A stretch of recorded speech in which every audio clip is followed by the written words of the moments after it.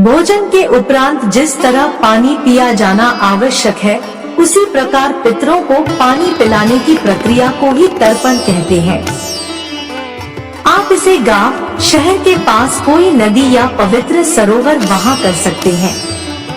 10 से 25 सितंबर 2022 तक श्राद्ध पक्ष रहेगा। शास्त्रों में बताया गया है कि इस पक्ष में पितरों का तर्पण और श्राद्ध किया जाना चाहिए।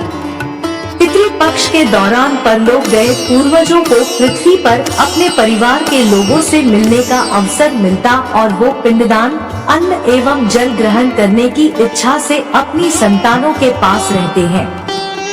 इन दिनों मिले अन्न जल से पितरों को बल मिलता है और इसी से वो परलोक के अपने सफर को तय कर पाते हैं। इन्हीं अन्न जल की शक्ति से वो अपने परिवार के सदस्यों का कल्याण कर पाते हैं। आइए अब जानते हैं तर्पण की सही विधि, जो आपको पितृ दोष से मुक्त करेगी और पितरों की आत्मा को शांति मिलेगी।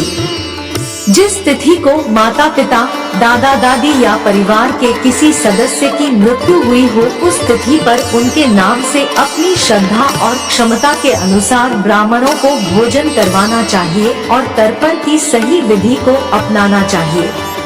पितरों की तृप्ति के लिए हम ब्राह्मण को भोजन कराते हैं, दान दक्षिणा देते हैं, लेकिन जब तक तर्पण की प्रक्रिया पूर्ण ना हो तब तक श्राद्ध प्रक्रिया अधूरी रहती है। भोजन के उपरांत जिस तरह पानी पिया जाना आवश्यक है, उसी प्रकार पितरों को पानी पिलाने की प्रक्रिया को ही तर्पण कहते हैं।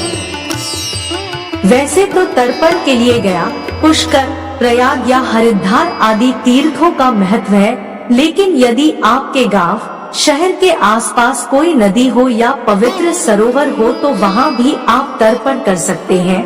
लेकिन यदि कोई नदी या तालाब न हो तो आप घर पर ही तर्पण संपन्न कर सकते हैं। कैसे करें यहाँ जाने।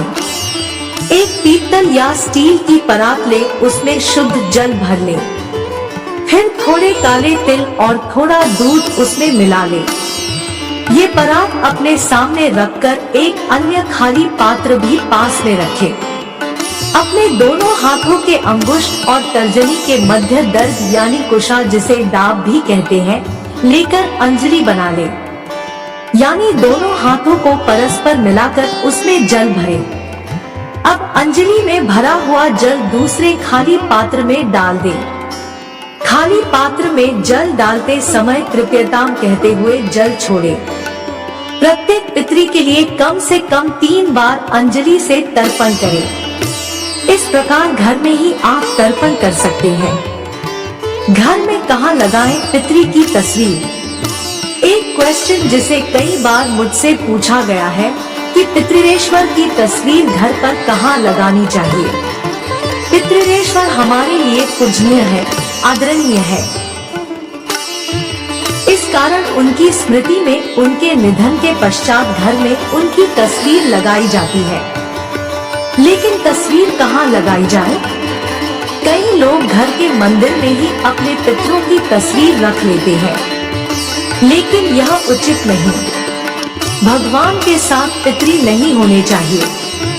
हमें ये तो पता ही है कि नॉर्थ ईस्ट कोना ईशान्य कोण कहलाता है, जहाँ भगवान का मंदिर होना चाहिए।